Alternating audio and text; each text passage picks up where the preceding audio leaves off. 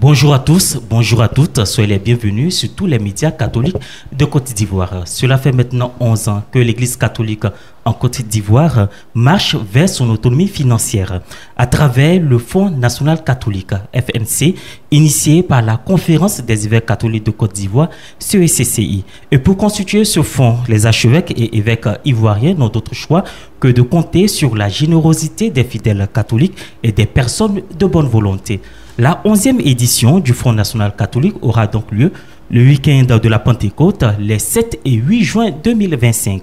Cette collecte de fonds se fera dans toutes les paroisses, chapelles, sanctuaires à travers le pays. Et justement, pour en parler, Justin Assalé de la Radio nationale catholique RNC et moi, Alex Bakobasso d'Ecclesia TV, avons l'honneur de nous entretenir avec son éminence, le cardinal Dogbo Ignace Bessi, archevêque métropolitain d'Abidjan et président du conseil d'administration du Fonds national catholique, avec à ses côtés Madame Isabelle Kona, présidente nationale des délégués FNC de Côte d'Ivoire, et le père Éric Arthur Yapo, secrétaire permanent adjoint pour les affaires économiques de la CECC. Bonjour, Éminence. Bonjour.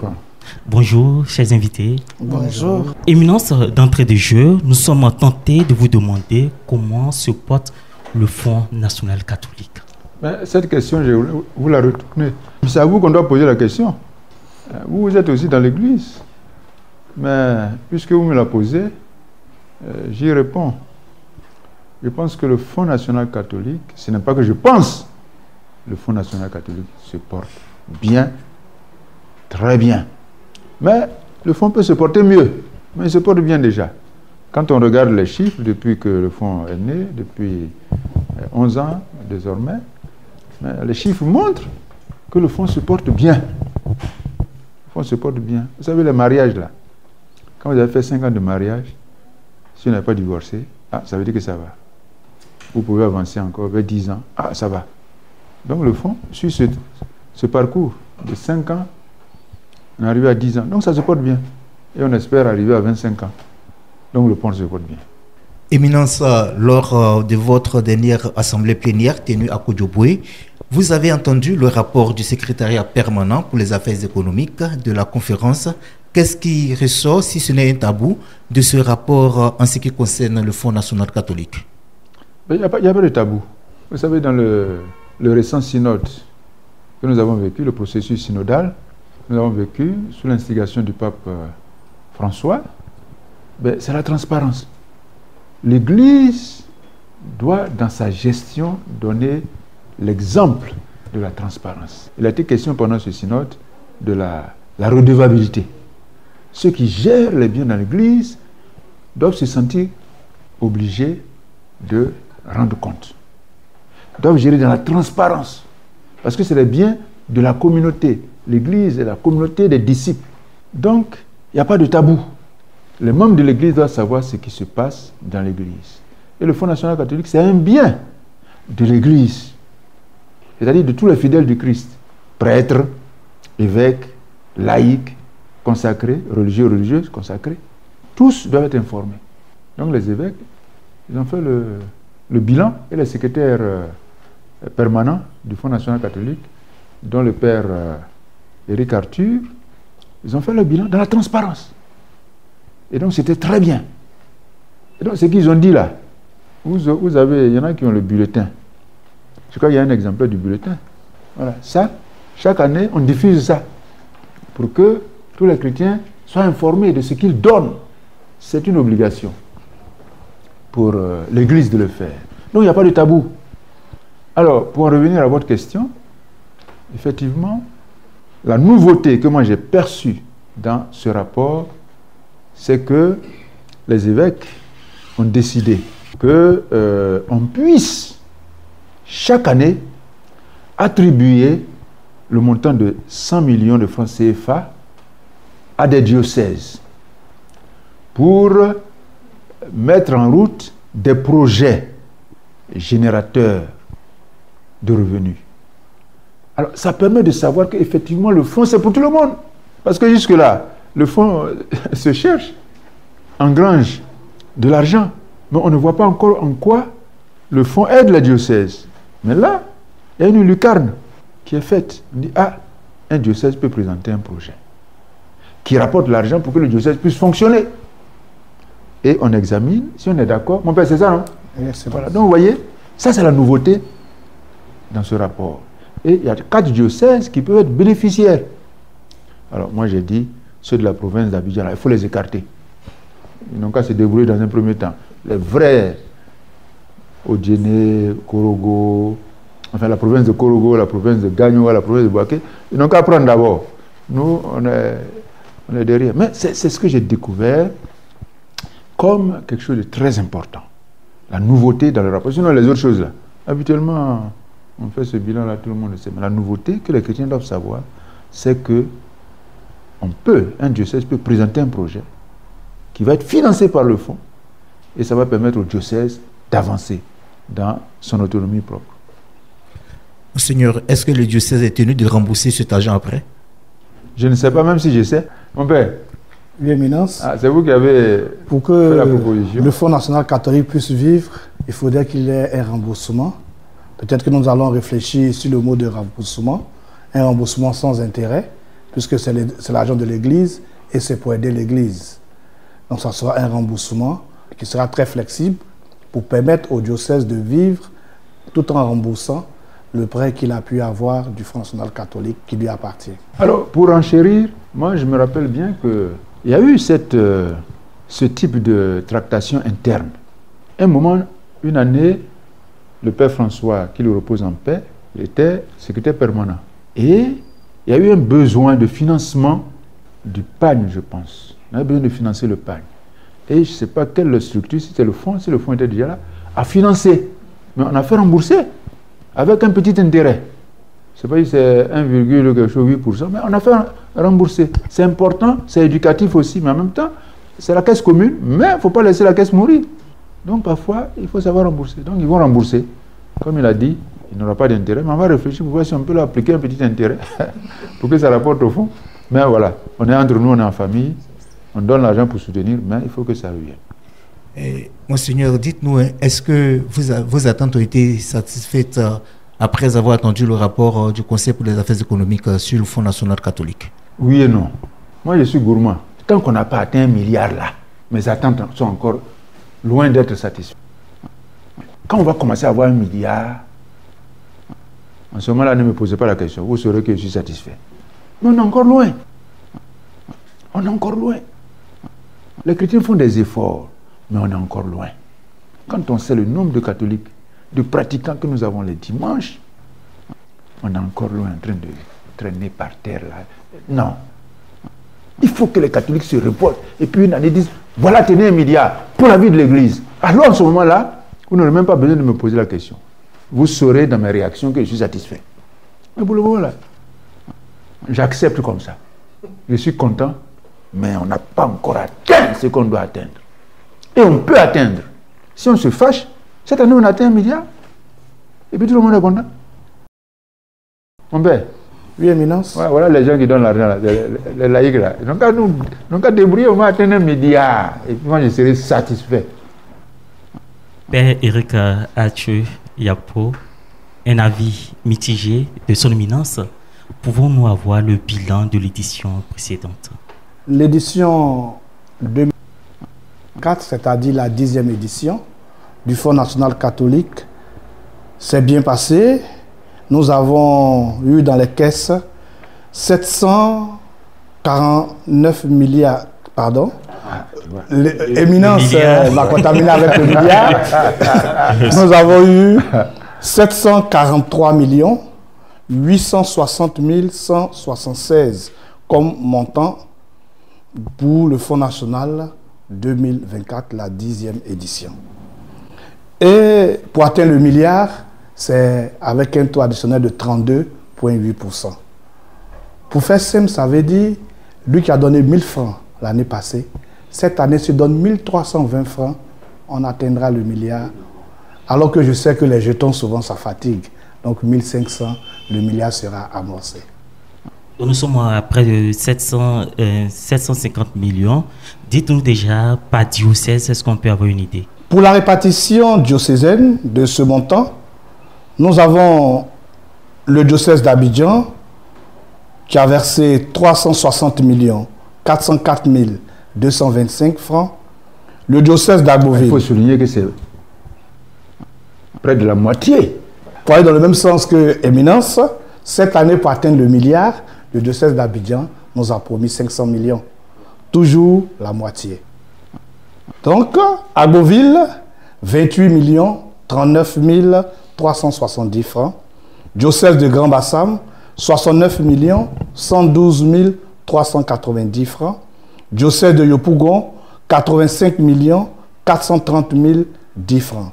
D'où la province ecclésiastique d'Abidjan a versé 550 985 995 francs. Concernant la province ecclésiastique de Bouaké, l'archidiocèse de Bouaké a versé 19 945 410 francs. Le diocèse d'Abengourou, 22 697 880 francs. Le diocèse de Bondoukou, 20 977 345 francs. Le diocèse de Yamsokro, 13 204 445 francs. D'où investissement total de 54 127 200 francs pour la province ecclésiastique de Bouaké. Pour la province ecclésiastique de Gagnoa, l'archidiocèse de Gagnoa a versé 15 646 275 francs. Le diocèse de Daloa, 14 146 000 francs. Le diocèse de Mans, 5 354 275 francs.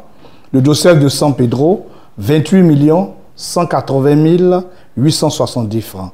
Soit un total pour la province ecclésiastique de Gagnoa de 63 327 420 francs.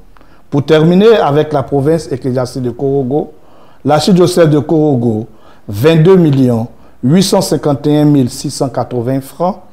Le diocèse de Katiola, 15 65 135 francs. Et le diocèse de Odéné, 6 511 150 francs. Soit un total pour l'archidiocèse de Korogo de 44 427 965 francs.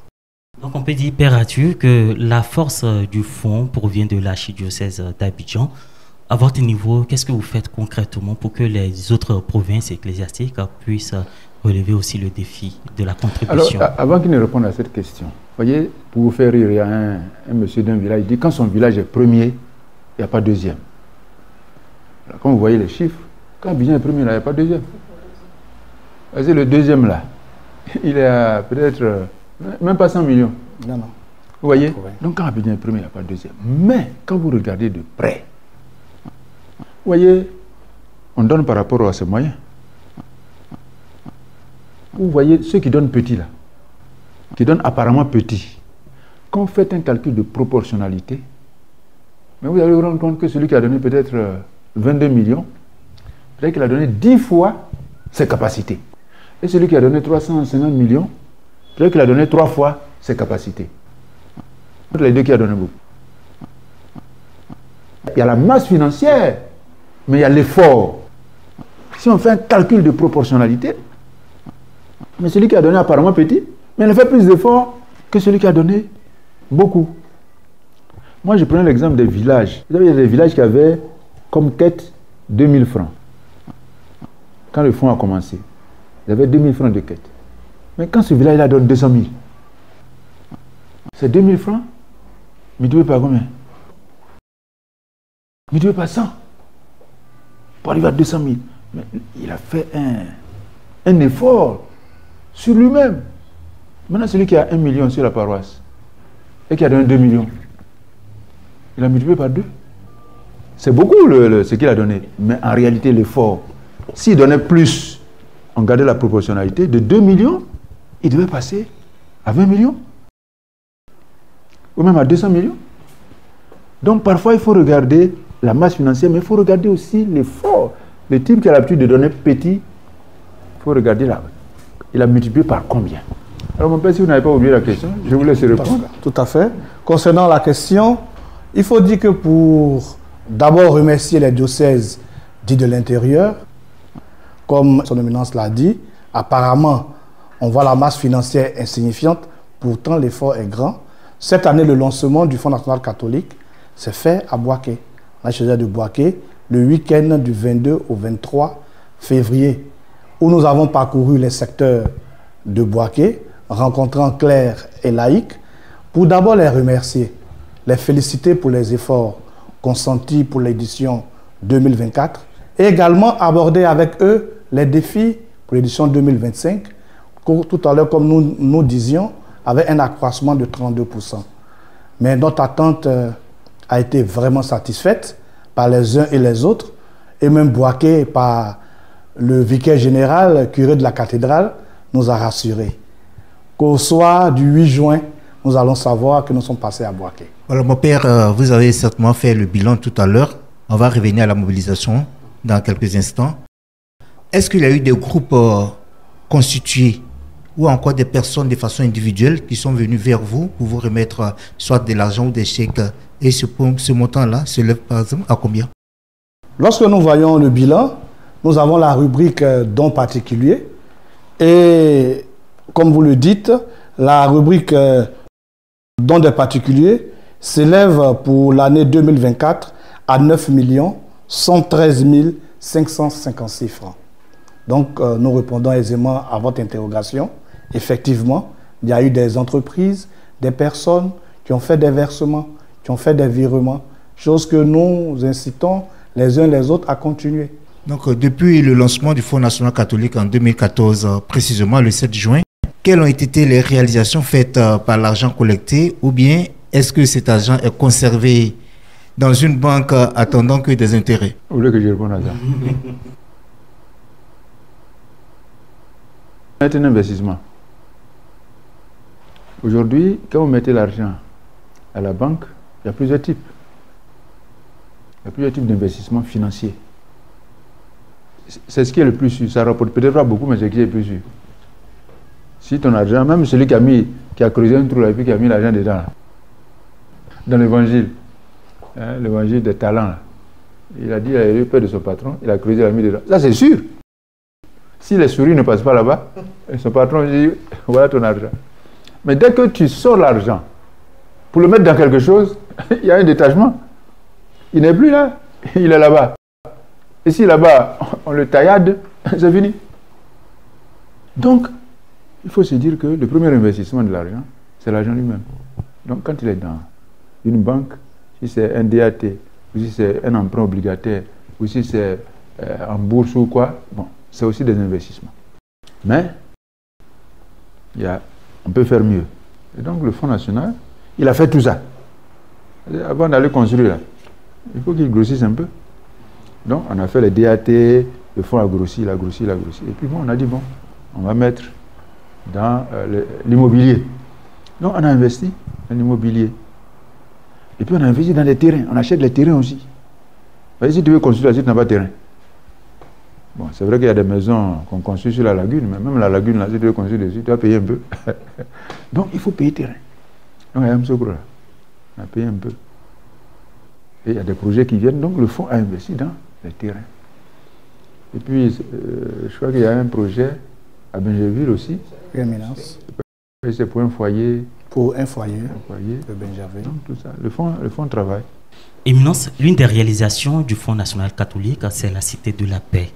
Aujourd'hui, quelle idée on peut avoir de cette Cité de la Paix? Oui, je pense que la Cité de la Paix, c'est une belle œuvre, un bel investissement du Fonds national catholique et qui a commencé à permettre un retour sur investissement. Vous savez, dans l'immobilier, c'est l'investissement le plus long. Hein. Voilà. Quand vous investissez votre argent dans l'immobilier, il ne faut pas s'attendre à recevoir tout ça d'un coup. C'est le long terme.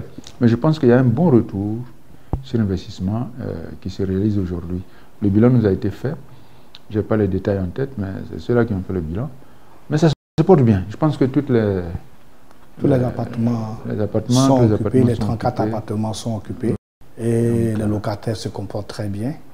Avec la grâce de Dieu, tout se passe très bien pour la Cité de la Paix. On y va avec la sensibilisation et la mobilisation avec Justin Assalé. Voilà, Madame Isabelle Conan, vous êtes la coordinatrice nationale des délégués. Dites-nous, après le lancement qui a eu lieu à Boaké, comment est-ce que vous êtes pris pour informer ou pour parcourir les différents diocèses? Est-ce que actuellement vous êtes sûr que les 7 et 8 juin prochains, les chrétiens vont sortir massivement pour le Fonds national catholique? Merci pour la question. Effectivement, comme le Père Éric l'a dit, les 22 et 23 février dernier, nous étions ensemble à Boaké pour sensibiliser de toute la population sur le Fonds national catholique. Et le Père l'a dit, nous avions eu le retour du vicaire général de Boaké qui a donné l'assurance que le message est bien passé. Alors nous, ici à la province ecclésiastique d'Abidjan, nous avons une organisation particulière. Avec l'aide donc de son éminence, nous avons pu associer les laïcs à l'action de la collecte. C'est-à-dire quoi? On a recruté des personnes de bonne volonté qui voudraient aider les prêtres sur les différentes paroisses à sensibiliser les paroissiens que nous sommes, à appuyer les actions des prêtres et à superviser la collecte afin que nous puissions atteindre les objectifs qui nous sont assignés. Et donc, depuis le 10 mai, nous avons fait une réunion avec nos pairs responsables, le secrétariat permanent pour les affaires économiques, avec tous les délégués de la province ecclésiastique d'Abidjan. Et ils nous ont envoyé en mission.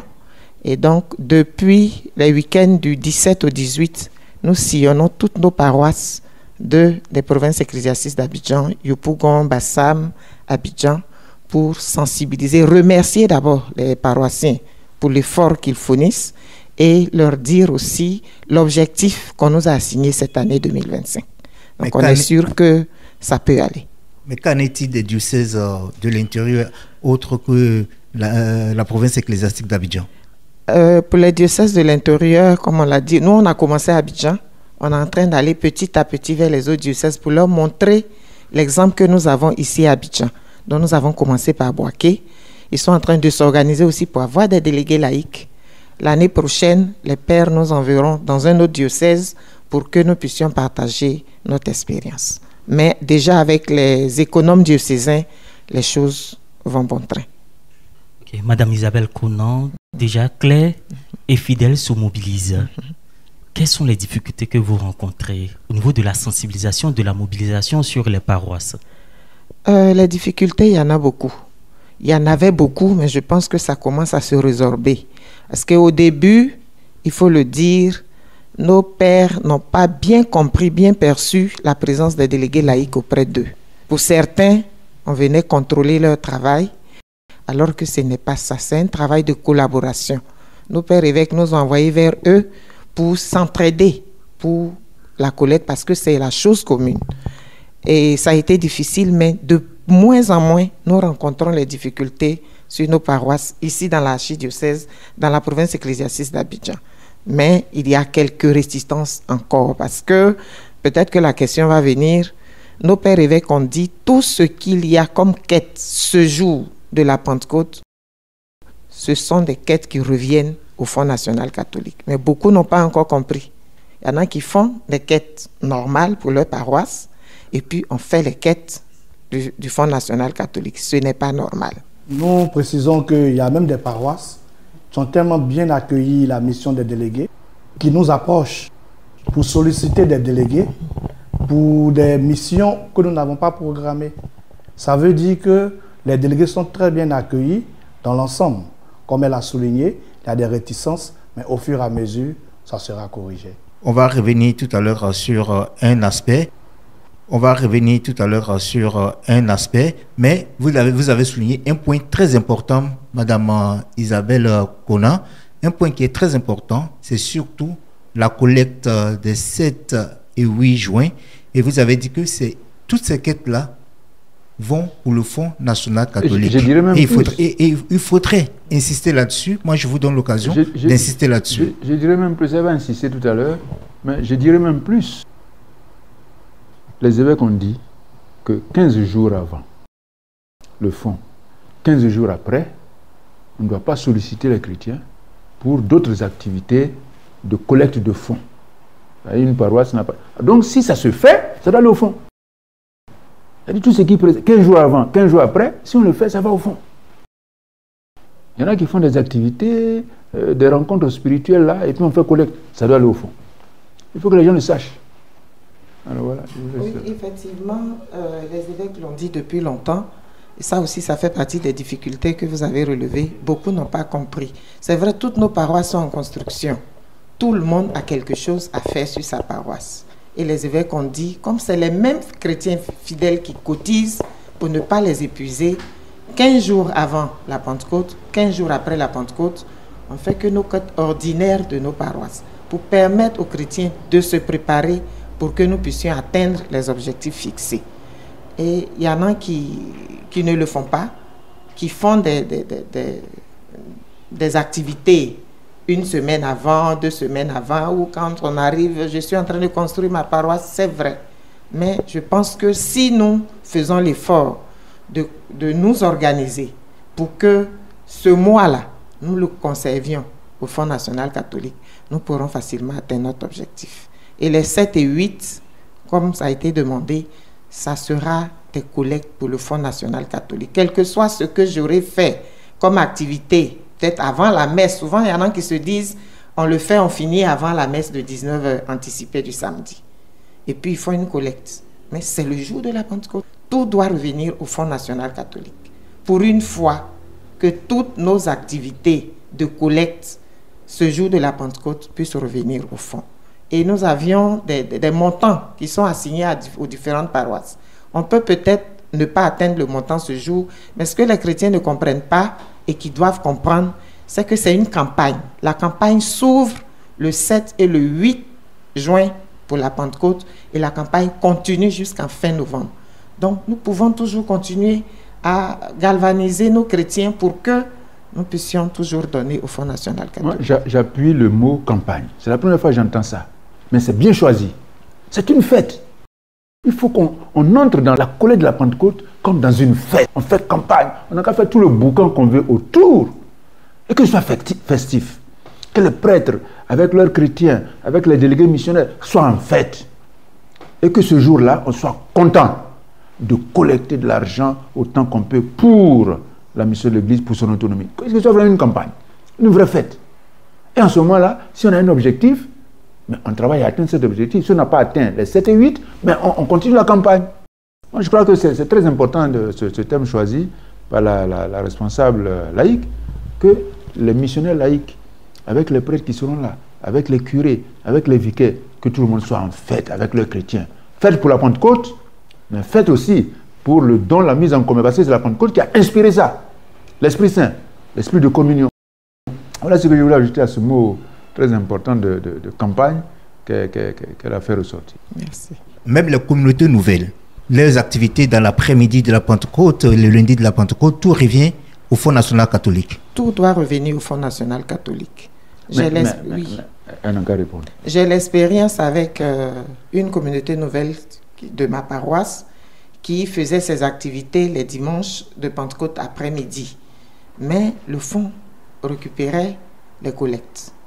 Et maintenant, tout le monde, ça se passe sur la paroisse. Tout ce qui se passe dans le laps de temps de la Pentecôte, c'est pour le Fonds national catholique. C'est un seul dimanche qu'on nous demande. Ce seul dimanche-là, on peut faire l'effort de satisfaire à notre Église. Les autres dimanches, on pourra gérer pour nos paroisses, pour nos communautés, quelles que soient les communautés. Même si on va en pèlerinage dans des je ne veux pas citer de sanctuaires, mais dans tous les sanctuaires du pays où il y aura un pèlerinage de Pentecôte, tout ce qu'on aura récolté, ça sera pour le Fonds national catholique. Vous voyez, c'est pas des communautés nouvelles. On parle de catholiques. Mais écoutez, l'Église catholique a décidé que mais tout le monde, on s'aligne et on met tout en œuvre pour que ça marche bien. Et comme elle a dit là, il y a des activités. Non, tout doit être orienté vers le Fonds national. Après, trouver d'autres moments pour faire des activités particulières. Vous voyez, quand quelqu'un organise un pèlerinage, le soir de la Pentecôte, mais c'est des gens qui vont y aller, c'est des catholiques. Et il y en a même, À cause de ce pèlerinage, peut-être même ils ne vont pas aller à la Pentecôte, à la messe de la Pentecôte. Mais il faut que ceux qui vont donner là-bas reviennent au Fonds national catholique. C'est ça qu'on appelle catholique. Autrement, on se met en parallèle, pour ne pas dire en travers, de l'Église. C'est toute la conférence qui a décidé une chose. Tout le diocèse est réuni. Mais on rentre dedans à fond. Et on ne reste pas là à faire des petits calculs. Au point qu'on soit obligé d'aller courir derrière les gens. Non. Donc il faut que chacun sache qu'on est dans l'Église catholique, qu'il y a un projet pour tous. Ce n'est pas pour un groupe contre un autre. Aujourd'hui, peut-être qu'on ne voit pas en quoi ça nous sert. Mais c'est pour tout le monde. C'est pour tout le monde. Donc j'invite vraiment chacun à y entrer. Qu'on ne cherche pas à cette période-là. Même si on avait l'habitude d'organiser, on laisse tomber et on entre dans la politique commune. On trouve d'autres moyens pour gagner des choses. En tout cas, vraiment, c'est très important. Très important. Nous avons parlé de clarté, de transparence, de campagne.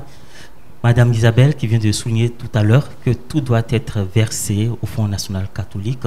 En tant que secrétaire permanent adjoint pour les affaires économiques, quel est le travail minutieux que vous faites pour entrer dans toutes les conditions possibles pour bénéficier de cette collecte?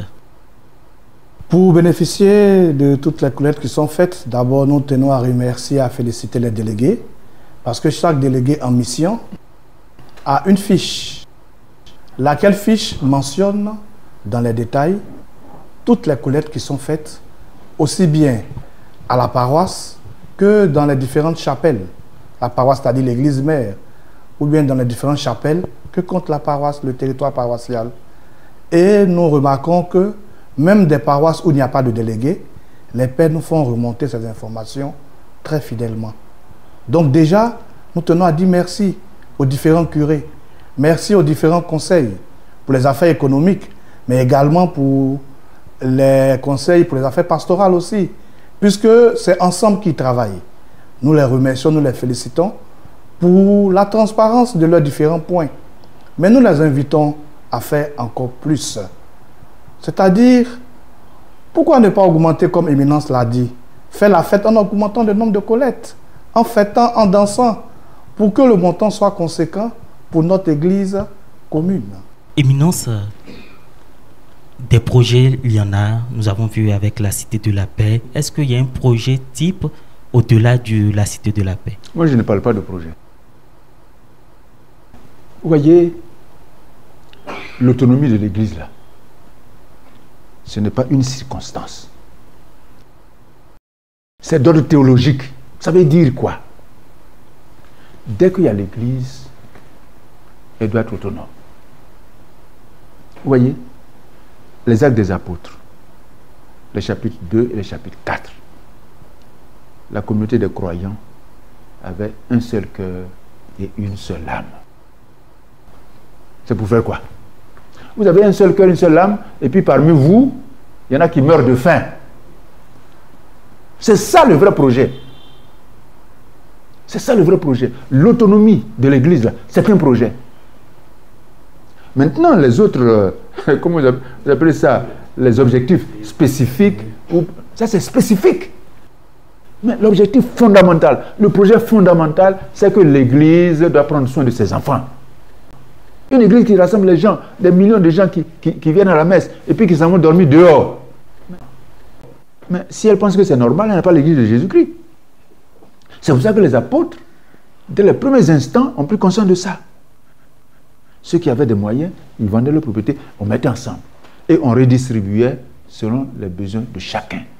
Voilà le grand projet que chacun doit comprendre. Un chrétien qui se dit chrétien, qui est catholique, doit se dire, mon église là, elle doit être capable de donner à manger aux pauvres, de donner un lieu aux pauvres pour qu'ils dorment. Le pape François, nous l'avons su, on le savait déjà, mais après sa mort, nous l'avons su, que 200 personnes venaient se laver dans des toilettes qu'il avait fait confectionner à la place Saint-Pierre, pour qu'ils ne viennent pas déféquer n'importe comment dans la rue. C'est ça l'église. Et ça, c'est un projet. Le reste, c'est des projets spécifiques pour enrichir, pour machin, et puis bon. Mais il faut que chaque chrétien sache ça. Donc moi, mon projet fondamental, c'est ça. C'est pour ça que le Fonds national catholique travaille en s'organisant. Maintenant, bien évidemment, Parmi ces projets spécifiques, on a fait la Cité de la Paix. On a fait le foyer pour les jeunes filles, ou pour l'école, les étudiants. Maintenant, il y a le terrain de Lolobo. Lolobo. Oui, il y a 14 hectares de Lolobo. On va planter manioc là-bas. C'est déjà planté, c'est déjà planté. Ah, c'est déjà planté. C'est déjà planté. Les femmes, on va acheter comment manger. En train de mais négocier sur ce avec terrain, l'entreprise même. Il y a le projet de l'Université catholique de Côte d'Ivoire qui va héberger en son sein des facultés. Plusieurs facultés. Vous voyez? Mais ça, on ne va pas rester là, aller écrire encore pour demander l'argent aux gens pour venir. Non! Donc c'est ça que le fonds vise maintenant, comme projet spécifique, dans ce grand projet général qui consiste à permettre à l'Église de donner à manger à ses enfants. Donc, c'est ça qu'on regarde. Donc s'ils donnent beaucoup, l'année prochaine, là, les enfants vont aller à l'école là-bas. Revenons sur l'Université catholique. Le projet sera financé entièrement par le Fonds national catholique ou sera l'une des sources de financement? Concernant le financement de l'UCACI, l'Université catholique de Côte d'Ivoire, comprendre que ça sera financé par la conférence. Oh, mais ça c'est bien répondu. Catholique de Côte d'Ivoire. C'est bien répondu. Moi, j'avais ça dans la tête, je dis, mais il ne faut pas. Le Fonds national, c'est une corbeille parmi tant d'autres. C'est ça. C'est l'Église qui travaille. C'est l'Église. Donc, tous les fonds appartiennent à l'Église qui utilise ces fonds à bon escient au moment opportun. Soyons rassurés, l'université sera financée par l'Église catholique de Côte d'Ivoire. Voilà. Et ça me permet de bien situer les choses. Effectivement, c'est ça. L'Église a plusieurs corbeilles. Le fonds est devenu en quelque sorte la plus grosse corbeille, au point qu'il noie un peu les autres. Mais sinon, il y a le pagne national catholique. Elle est bien habillée. C'est le meilleur pagne qu'on puisse porter. Merci, Monseigneur. Mais ce que ça rapporte, ça permet de financer pas mal de choses. Et il y a d'autres activités. Il y a le fonds de pension. Il y a le fonds de pension. Pension de l'Église catholique. Mais ça, c'est pour les prêtres, il ne faut pas toucher à ça. Oui, c'est pour les prêtres. C'est juste pour les prêtres, leur retraite. Quand les prêtres deviennent vieux, quand ils ont 65 ans là, ce qu'ils ont cotisé, on leur retourne ça. Donc ça, il ne faut pas toucher à ça. Hein. C'est comme un CNPS là. Voilà. Donc ces caisses-là. Mais le fonds, c'est la grosse corbeille. Hein, la grosse corbeille. Donc c'est important de dire, c'est la conférence, qui est la communion des évêques. Donc les 15 diocèses ensemble, qui financent les activités de l'Église. Et puis qui prend dans les caisses qui sont là pour ça. Merci mon père. Je vous en prie, Éminence. Madame Konan, que répondez-vous pour ceux qui sont encore sceptiques ou qui disent que chaque année on cotise, mais on ne voit pas concrètement ce qui se passe? À ceux-là, nous voulons dire vraiment qu'ils essaient d'ouvrir les yeux, parce que depuis que l'institution des délégués missionnaires a été mise en place, rien n'est caché. Bien avant, il n'y avait rien de caché, mais encore plus aujourd'hui, nous avons la possibilité d'aller expliquer aux chrétiens catholiques ce que l'Église fait de l'argent collecté. Donc ceux qui disent qu'on ne voit rien, c'est peut-être ce jour-là, ils n'étaient pas à l'Église. La Cité de la Paix est un exemple palpable. Le centre, le foyer de Bingerville est un exemple palpable. Quand nous allons, nous leur expliquons. Ceux qui veulent y aller peuvent aller voir que les choses existent effectivement. Donc, vraiment, peut-être qu'auparavant, ils avaient eu des petits problèmes avec ça, mais depuis que nous sommes là, je pense que les choses vont bien. Nos pères veillent au grain et les choses avancent. La cité, le terrain de Lolobo est visible, je l'ai visité. Tout le monde, tout chrétien peut aller le visiter. C'est sur la nouvelle autoroute qui mène à Boaké. C'est plus facile de voir. Donc, vraiment, les choses se font. Qu'ils se rassurent, qu'ils continuent de permettre à leur Église d'atteindre son autonomie. Mais les choses se font avec l'Esprit Saint. Moi, je vais vous dire une chose. Ceux qui disent on cotise, on ne voit rien là. C'est ceux qui ne cotisent pas qui disent ça. C'est vrai, hein? Ah, c'est vrai. Moi, j'étais curé à Saint-André. Avant moi, il y a eu une opération pour la construction de l'église. Et puis, ça n'a pas fonctionné jusqu'au bout. Quand je suis arrivé, en découvrant dans les archives, j'ai vu qu'il y avait ça. Donc j'ai dit, bon, on va reprendre le projet. Et les gens se plaignaient, non, on a donné l'argent, on n'a rien vu, on ne donne plus et tout ça. Donc j'ai fouillé dans les archives, j'ai trouvé la liste de ceux qui avaient pris les carnets de contribution. Et donc quand j'ai lancé la contribution, je me suis rendu compte que c'est les mêmes qui avaient contribué qui sont revenus payer. Mais tous ceux qui disaient qu'on a payé, on n'a rien vu là. Personne n'avait pris le carnet de contribution. Ils étaient sur l'ancienne liste. Donc souvent, ceux qui donnent là, ils sont contents de donner. Bien sûr, il faut réaliser. Mais ceux qui disent, ah, on donne l'argent, on ne voit rien. Si vous regardez de près, ils n'ont rien donné.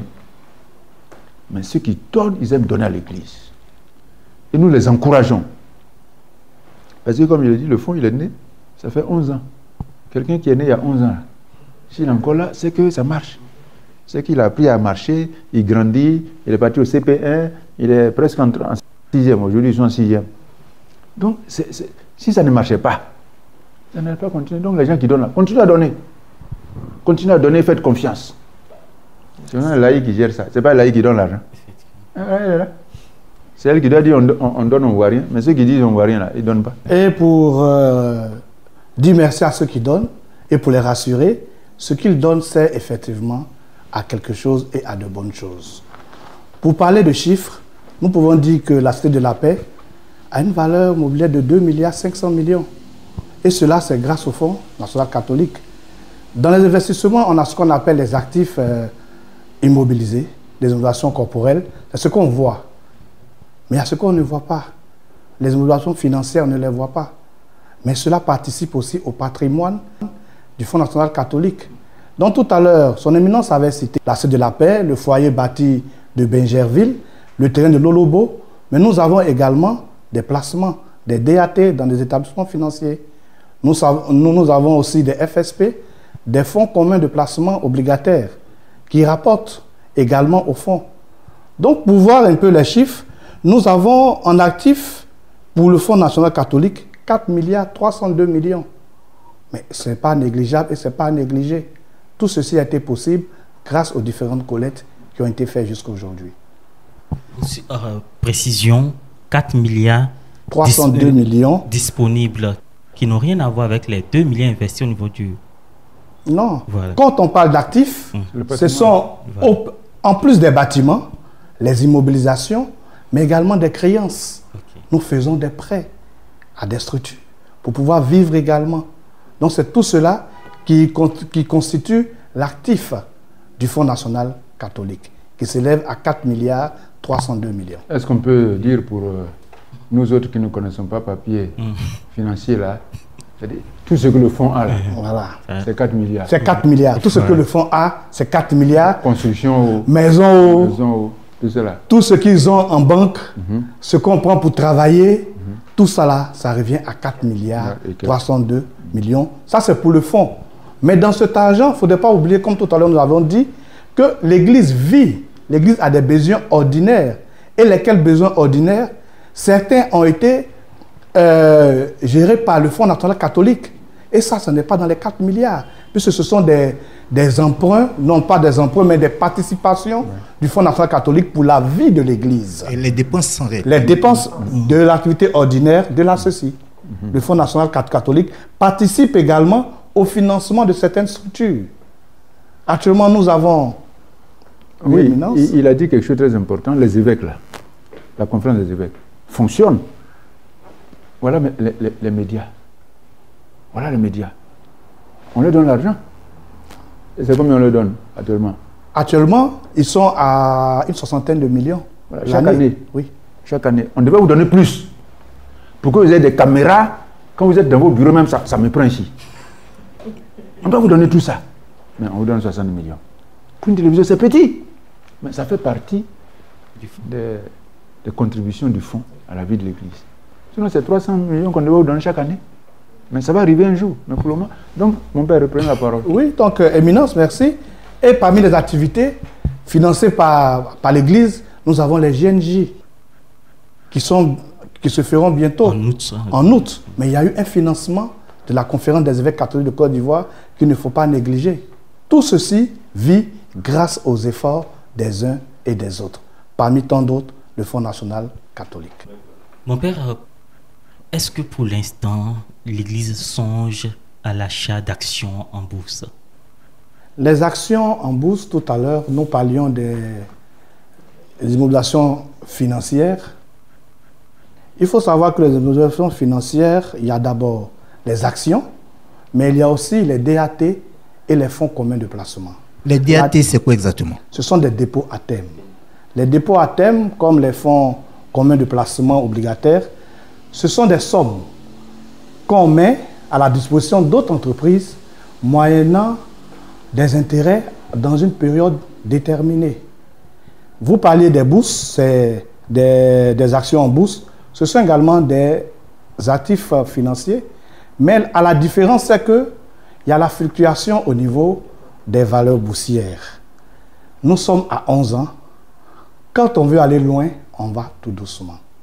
Nous commençons avec des placements sûrs, à taux régulier, à risque très réduit, qui sont les placements DAT et puis les FSP obligataires. Pour les valeurs boursières, ça rapporte beaucoup souvent, c'est ce qu'on dit, effectivement, mais le risque aussi est grand.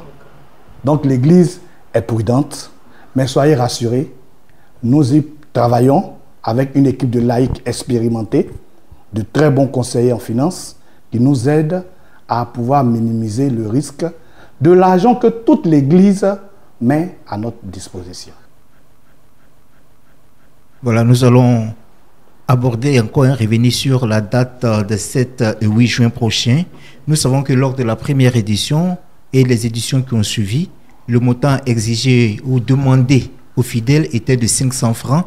Après, nous sommes passés à 1000 francs. Est-ce que ce montant de 1000 francs reste ou encore on passe maintenant à 2000? Le palier. Je ne vais pas parler de 500, de 1000 francs ou de 2000.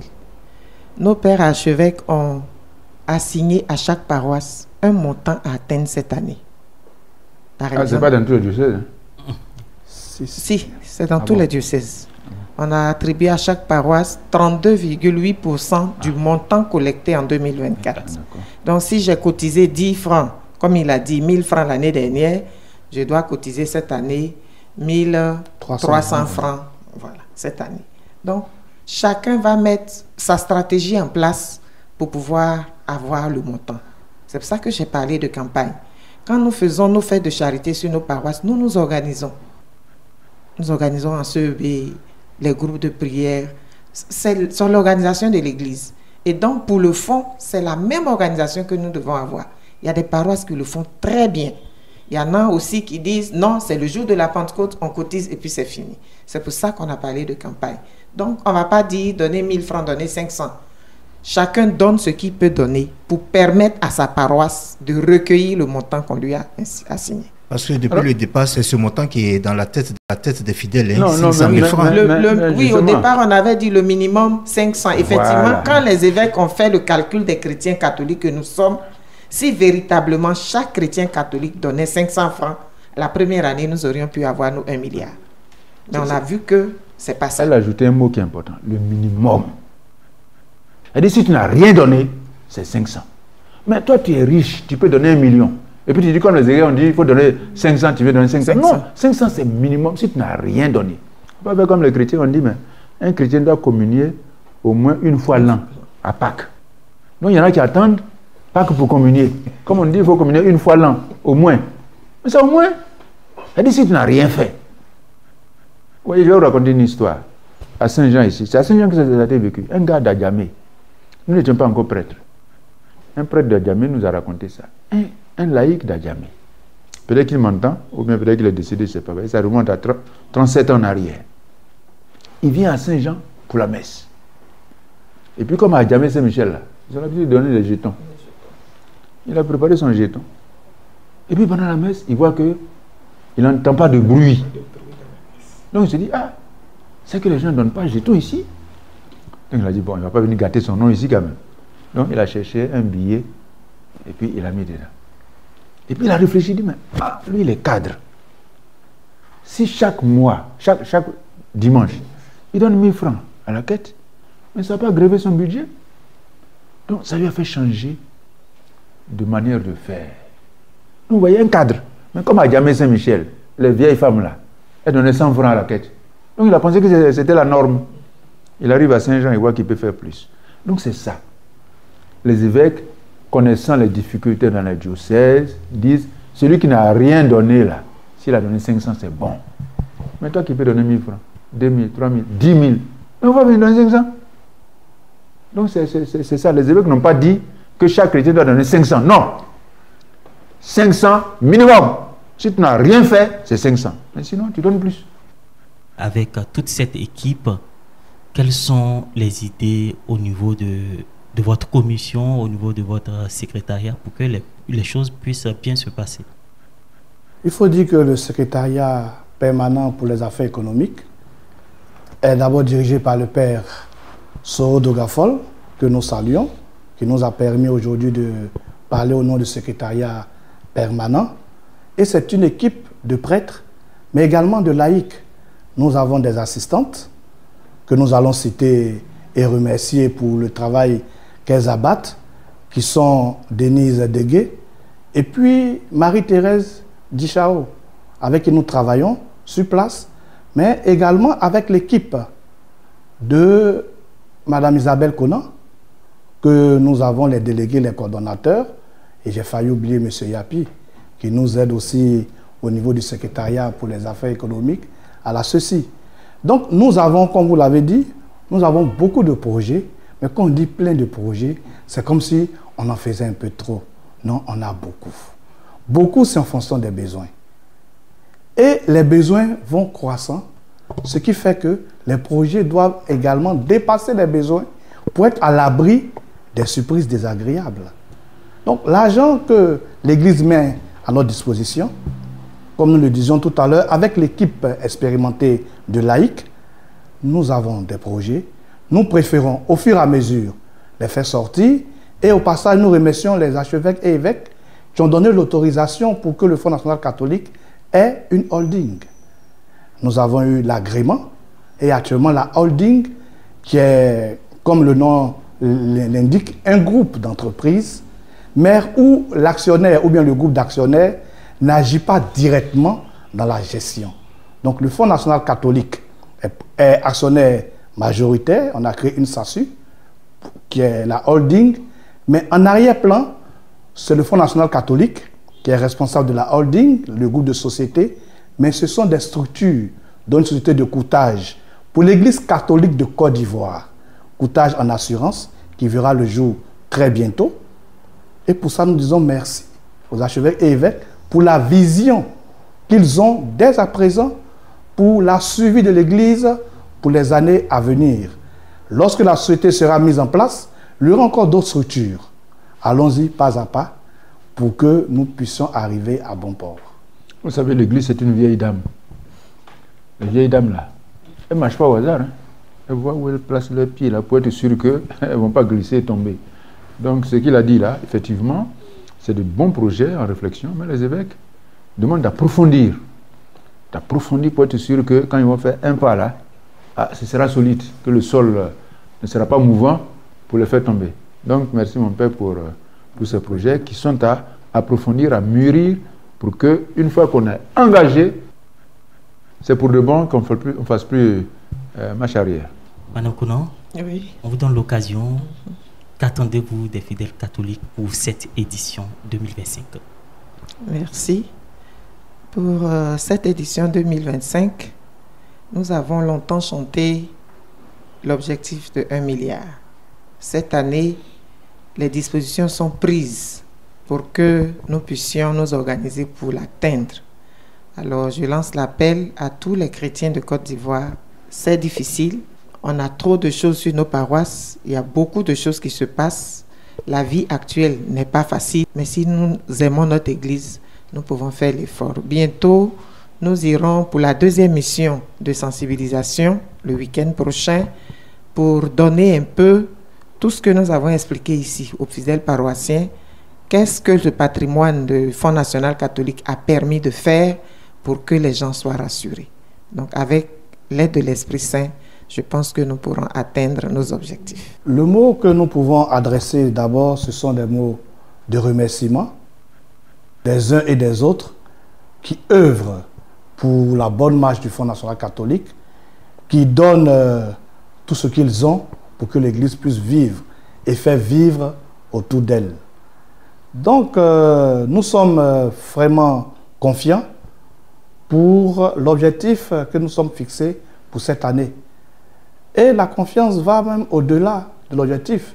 Nous pourrons dire, sans risque de nous tromper, que le milliard sera atteint et même dépassé avec la grâce de Dieu. Le milliard sera atteint avec la grâce de Dieu. Éminence, on n'en parle pas beaucoup, mais il y a des personnes de bonne volonté, les cadres catholiques, qui s'investissent, qui s'impliquent pour ce Fonds national catholique. Un mot à leur endroit. Oui, moi j'encourage les cadres catholiques qui sont des laïcs. C'est les laïcs qui donnent dans l'Église. Et donc les cadres, ils sont cadres parce qu'ils sont à de bons postes. Donc ils en ont plus. Qu'ils continuent à contribuer de manière plus visible, de manière cadre. Et que cela se sente. C'est vrai que ta main gauche ignore ce que donne ta main droite, mais si la main gauche sait, la main gauche peut faire un effort aussi pour donner comme la main droite. Donc, nous encourageons les cadres à continuer à soutenir leur Église et à s'organiser mieux encore pour que ce soit visible. Parce que l'objectif initial, qui est l'objectif de toujours, il faut que nous puissions l'atteindre cette année. Et moi, j'attends ce jour-là pour danser un peu parce que jusque-là, je n'arrive pas à danser. Et au-delà des cadres catholiques, votre message à l'endroit de tous les fidèles catholiques pour les inciter, les remobiliser pour que les 7 et 8, ils sortent matériellement l'argent de leur poche. Alors, vous avez dit fidèles, qu'ils sortent l'argent de leur poche. Quand on dit fidèles, il y a les clercs et puis il y a les laïcs. Les clercs, ils n'ont pas l'argent. Mais ils doivent donner pour le fond, là. Il faut que les clercs aussi aient l'argent. Ils doivent donner pour le fond. Évêques, prêtres, diacres, ils doivent donner. Consacrés, religieux, religieuses, ils doivent donner. Et puis les laïcs, là, ce sont eux qui ont beaucoup d'argent. Les laïcs, donc, je les encourage, ce jour-là, à donner plus qu'ils n'ont. Et on donne ce qu'il a dit. Plus qu'ils n'ont. Il y a des gens qui donnent plus que ce qu'ils ont. Et moi, je connais ces gens-là. J'ai un ami d'une confession chrétienne, ils avaient le fête de le moisson, fête de moisson. Ils voulaient prendre la coupe que son village avait mise en jeu. Ils voulaient prendre, alors que je connais son salaire. Mais il est venu chez moi, je lui ai donné un peu. Il est allé chez un autre près du village, il lui a donné un peu. Il a donné à lui seul plus de 400 000 francs. Mais pas si vous voulez, il n'a même pas pu prendre la coupe. Il y a quelqu'un qui a donné plus que lui. Donc il a donné plus que ce qu'il avait. Vous voyez, par amour pour son Église et par désir de prendre la coupe pour dire, ah, il a donné à l'Église. Il a donné plus que ce qu'il avait. Donc j'encourage les chrétiens à donner plus que ce qu'ils ont pour le Fonds national catholique, pour montrer leur amour pour l'Église, pour lui permettre d'atteindre son objectif et continuer à être au service de l'Église, au service du pays, et au service de tous. Vous voyez la vision de l'Église en Côte d'Ivoire, une Église, communion autonome, au service de tous. Voilà un objectif global, alors que chacun joue sa partition. Clair, laïque, consacré, pour que nous atteignions cet objectif et que vraiment nous soyons véritablement au service de tous. Que chacun joue sa partition. Éminence, merci de nous avoir accordé cette interview. Père Éric Arthur Yabo, merci de votre disponibilité. Madame Isabelle Conan, merci à vous également. Merci également à mon confrère Justin Assalé de la Radio nationale catholique de Côte d'Ivoire. Le Fonds national catholique FNC est destiné à assurer l'autonomie financière de l'Église ivoirienne. Notre Église locale doit nécessairement s'affranchir de certaines dépenses qui peuvent mettre à mal son intégrité. Cela suppose son indépendance financière qui ne peut se réaliser qu'avec le concours de tous ses fils et filles. Merci de nous avoir suivis. Merci d'être resté sur l'ensemble des médias catholiques de Côte d'Ivoire. Au revoir et à très bientôt.